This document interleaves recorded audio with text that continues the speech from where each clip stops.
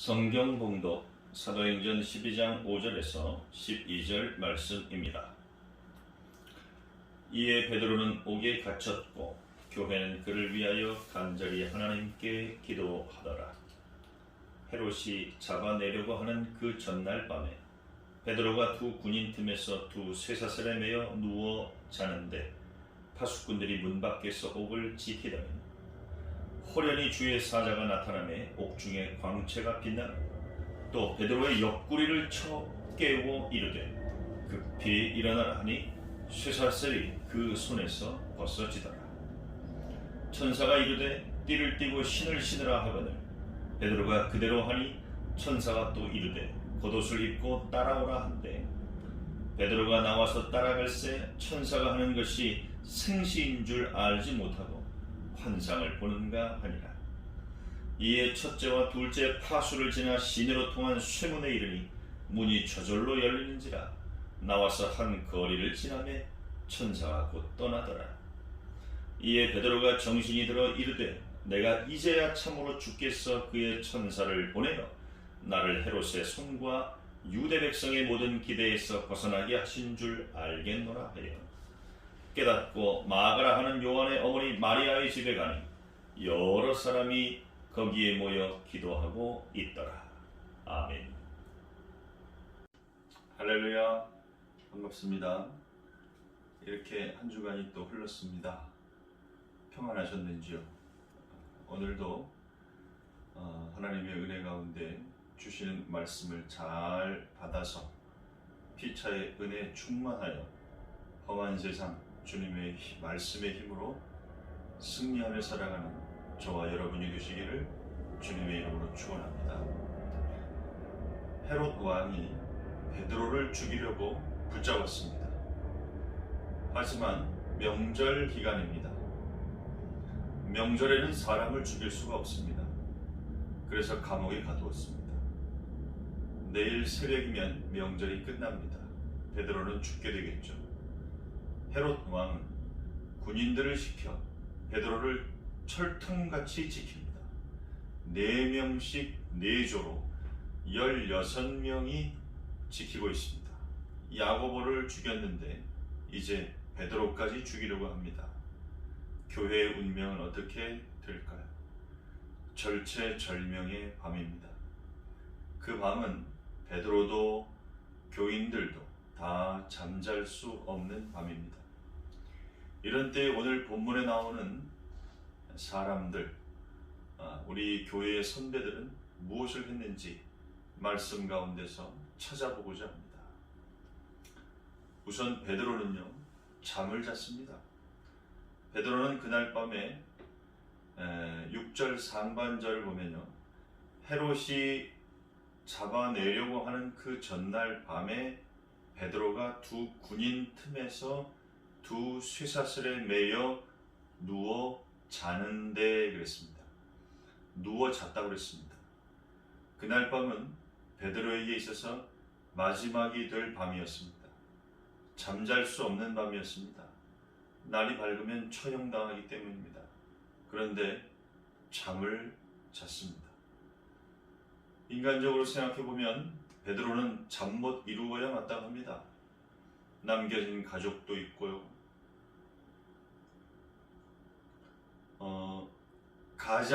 베드로가 가장인 건 아시죠? 내가 죽으면 남은 가족들은 어떻게 살 것인가? 또한 교회도 걱정이죠. 교회는 세워진 지 얼마 되지 않았습니다. 아직은 연약한 교회입니다. 아직은 베드로가 감당해야 할 것들이 많이 있습니다. 내가 여기서 이렇게 되면 교회는 어찌 될 것인가? 이런저런 많은 생각들이 있을 수밖에 없는 그런 밤이었습니다. 사실 잠과 걱정은 밀접한 관계가 있죠. 걱정이 많으면 잠을 이룰 수 없습니다. 우리가 자주 경험하지 않습니까? 신경 쓰이는 일 한두 가지라도 있으면 잠자기가 어렵습니다.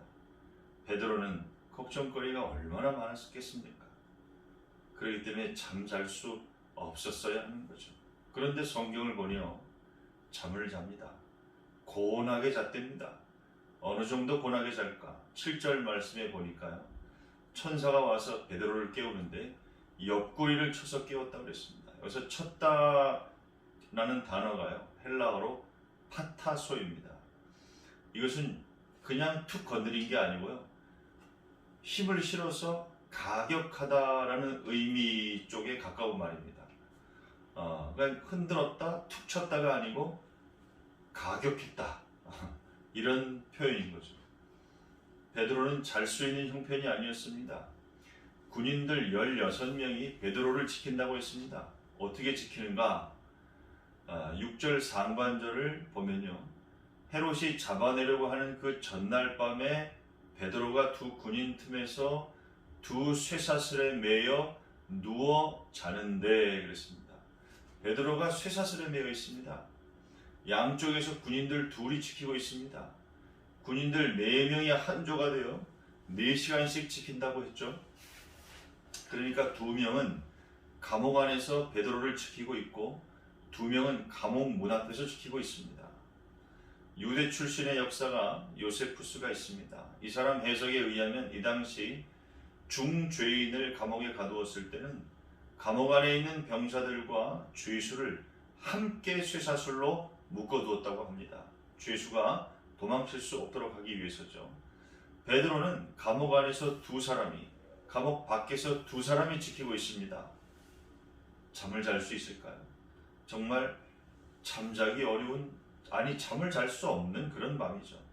그런데 참 고나게 잤다는 것입니다. 어떻게 그럴 수 있을까?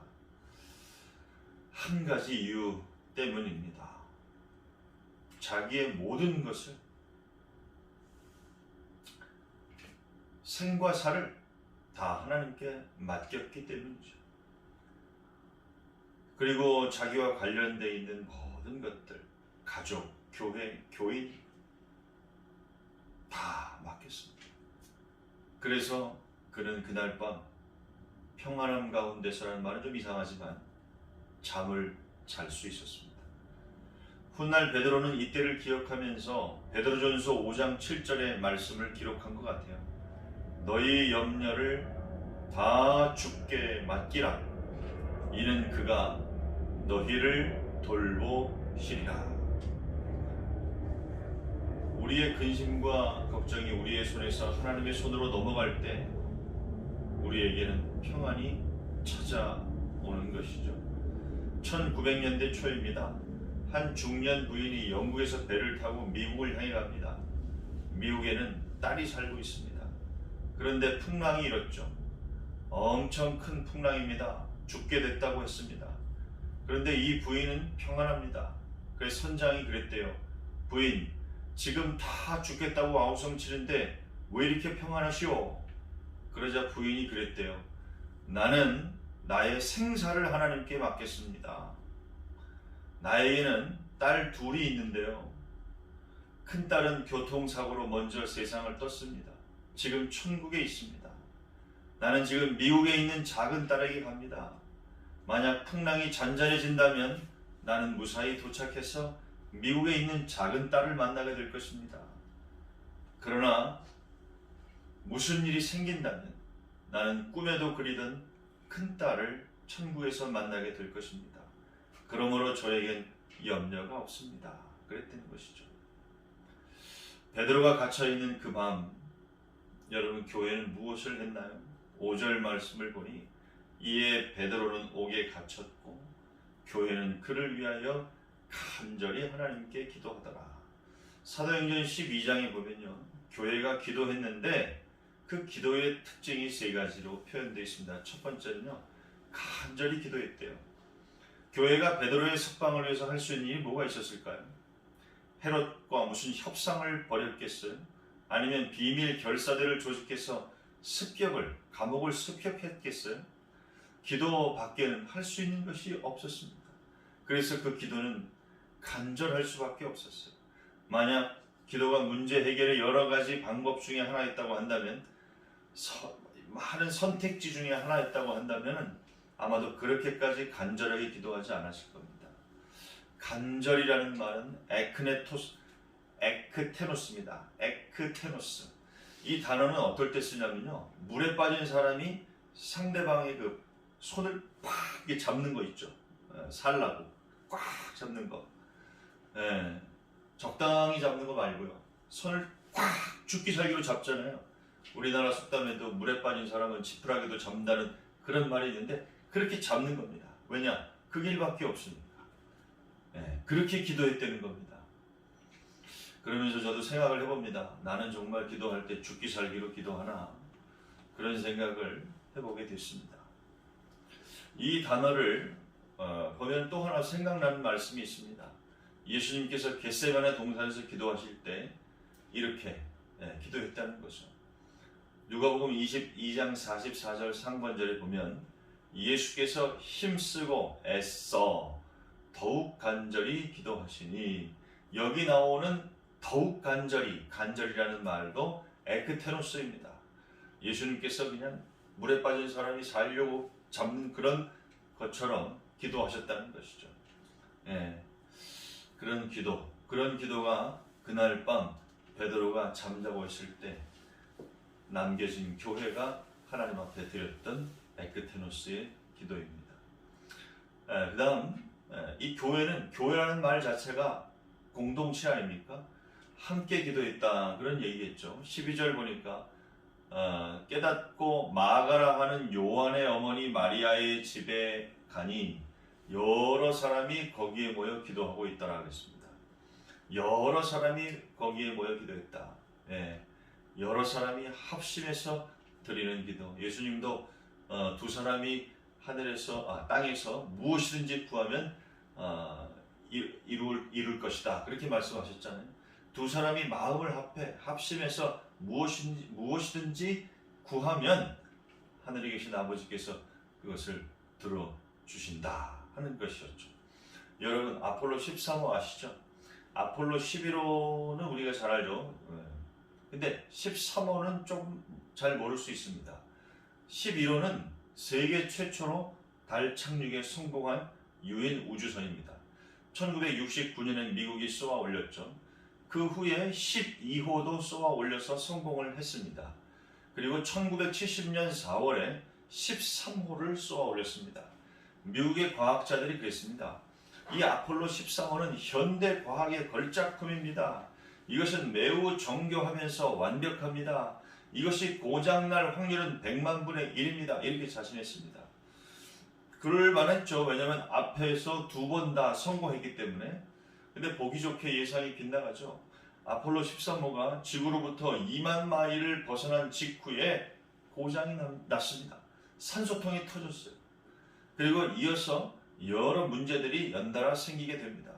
당장 우주선 안에 이산화탄소가 계속 발생합니다. 산소는 없어지고요. 이제 달을 향해 갈 수도 없고, 그렇다고 다시 지구로 돌아올 수도 없습니다. 우주에서 미아가 되거나 공중 폭발될 수밖에 없죠. 미국 관저소에서 이들에게 마지막으로 교신을 합니다. 우주선을 모두 수동으로 하고 북극성을 바라보고 방향을 잡아서 돌아오라. 이런 소식을 들은 미국의 대통령이 모든 국민들에게 우리 모두 아침 9시에 하나님께 함께 기도합시다 그렇게 호소를 하죠. 그래서 대통령도 국회의원도 군인도 어린아이들도 그야말로 온 국민이 기도하죠. 기적이 일어납니다. 아폴로 13호가 무사히 태평양 한가운데 떨어진 것입니다. 구조된 우주 비행사는 배에 오르자마자 군목과 함께 하나님 앞에 감사의 기도를 드렸습니다.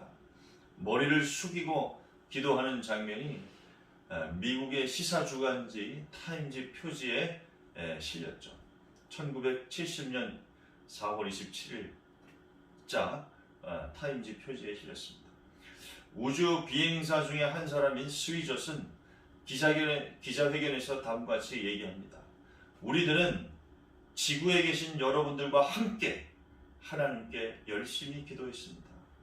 우리가 돌아올 수 있었던 것은 모두 우리의 기도 때문입니다. 이렇게 얘기했습니다. 함께 하는 기도 참 중요하죠, 그죠? 끝까지 기도했다는 것이 세 번째 특징입니다. 5절에 보니까 간절히 기도하더라.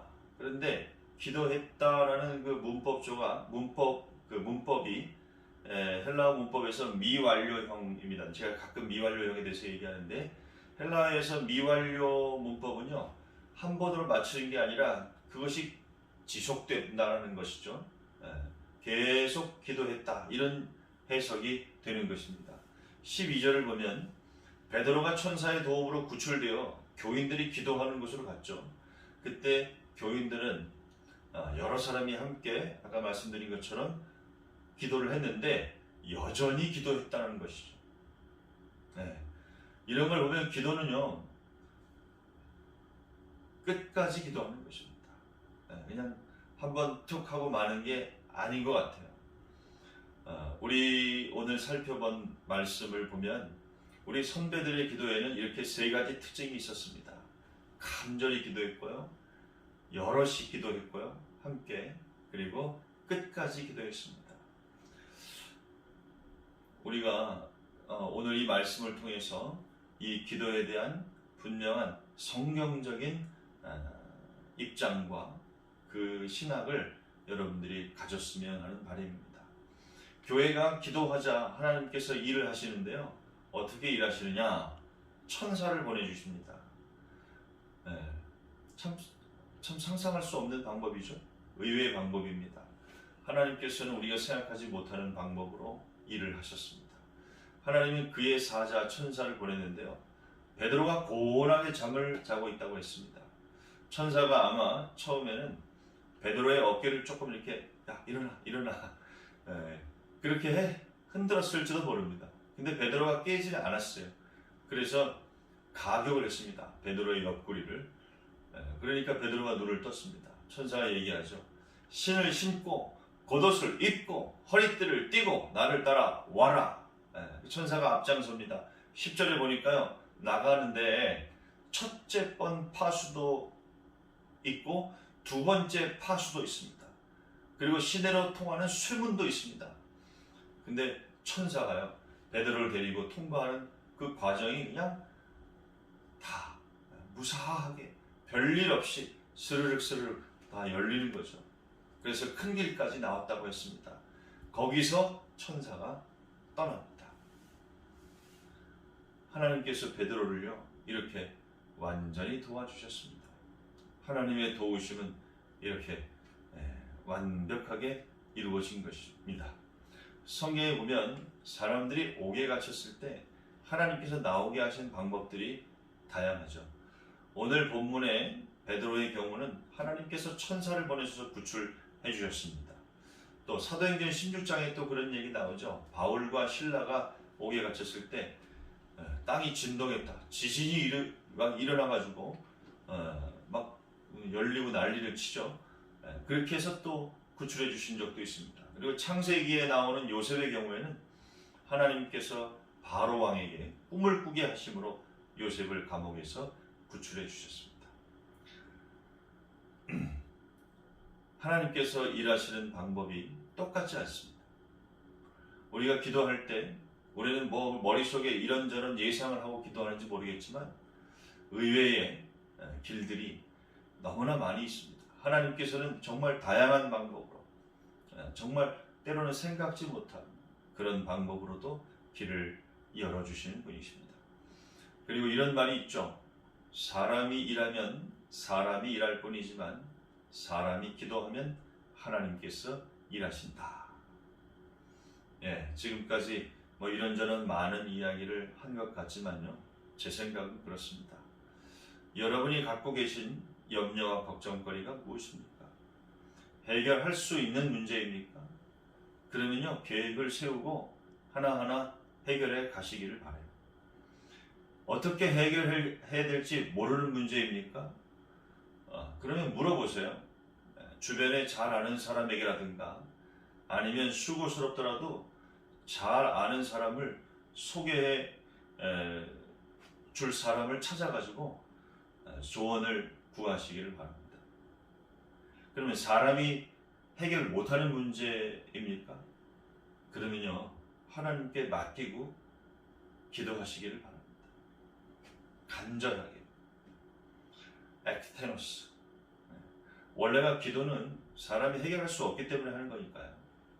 해결을 할 수 있는 문제인지 아닌지 잘 모르겠습니까? 그러면요, 일단은 기도하면서 그리고 생각하고 그러면서 도움을 구해 나가면서 풀어가시기를 바랍니다. 어쨌든 기도는 빠뜨리지 않으시길 바라요. 저는 제가 충분히 할 수 있는 것도 기도하면서 할 때가 많이 있습니다. 참 좋아요. 그러는 중에 의외의 예기치 못한 은혜를 얻는 경험이 많이 있었기 때문에 플러스 알파가 많더라고요. 그러니까 할 줄 아는 것도 기도하면서 해가려고 하는 것입니다. 예수님께서는 능력이 넘치시는 분이면서도 늘 기도했습니다. 기도에 대한 통찰과 그 의미를 여러분이 기도하시면서 또 기도에 대한 응답을 통해서 하나님과의 교제 속에서 더욱 풍성하게 깨달을 수 있게 되기를 주님의 이름으로 축원합니다. 오늘 우리의 현실도 잠 못 이룰 수밖에 없는 밤과 같습니다. 그러나 베드로는 이 모든 것을 온전히 맡겼습니다. 그러기에 절체절명의 순간에도 평안할 수 있었습니다. 한편 교회는 함께 모여 간절히 기도했습니다. 그러자 하나님께서 그 기도에 대한 응답으로 놀라운 일을 하셨습니다. 사랑하는 성도 여러분, 하나님께 기도하시고요, 하나님께 맡기는 훈련을, 연습을 하실 수 있기를 바랍니다. 사도행전 12장의 놀라운 역사가 여러분의 삶 속에서도 나타나기를 간절히 기원합니다. 여러분의 일상과 밤들이 하나님께 맡기고 기도하시는 가운데 날마다 조금씩이라도 주님이 주시는 그 평안이 확장하는 삶이 될 수 있기를 주님의 이름으로 간절히 축복합니다. 기도하겠습니다. 하나님 아버지, 감사합니다. 온전히 맡기지 못하여 많이 불안합니다. 우리의 기도가 간절하지 못해서, 또 더 많은 사람과 더불어 함께 하지 못해서, 또 때로는 끝까지 하지 못해서 힘이 없고 그 결과가 미미할 때가 있었는지도 모르겠습니다. 하나님 아버지, 우리에게 기도에 대한 간절함을 허락하여 주시옵시고, 함께 기도할 동역자들을 우리가 구할 수 있게, 만날 수 있게 해주시고, 또 기꺼이 함께 기도하는 사람들이 주변에 많아지게 하여 주시고, 또 쉽게 포기하지 말고 끝까지 기도할 수 있는 인내로 말미암는 기도가 될 수 있도록 도와 주시옵소서. 베드로에게 하신 놀라운 일들이 오늘날 어떤 족쇄에 묶여 어떤 염려 근심에 사로잡혀 잠 못 이루는 밤을 보내고 있는 이들에게 놀라운 복음이 되고, 또 이 세상이 흘러가는 동안에 나도 모르게 두려워하고 염려하고 근심하는 모든 일들로부터 온전한 믿음과 기도로서 해방을 얻고 평안을 누릴 수 있는 당신의 자녀들이 되게 하여 주옵소서. 예수 그리스도 이름으로 간절히 기도합니다. 아멘.